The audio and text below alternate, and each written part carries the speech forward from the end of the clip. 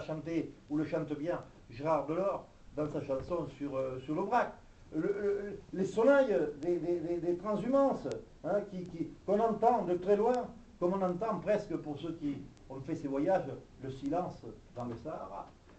Bref, c'est Aubrac que nous aimons et que nous sommes heureux de voir prospérer grâce aux efforts de tous ceux qui l'ont défriché et puis de ceux qui maintenant y vivent et le tiennent en état d'accueil pour que nous ayons plaisir à nous y retrouver quand nous retournons au pays natal.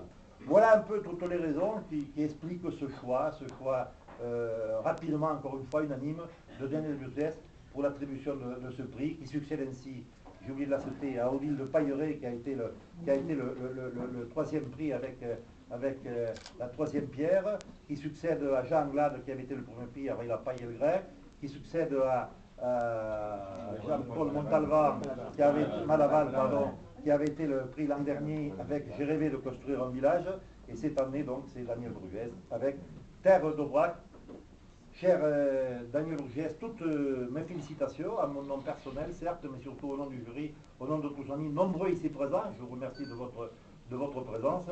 Et il me reste, en déposant le livre, en entrant dans le livre, il me reste à vous remettre le chèque modeste, mais le chèque qui représente ce prix, et que je vous remets donc.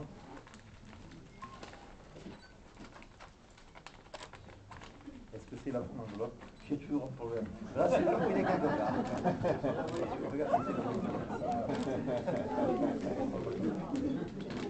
Et je dois l'avoir quelque part.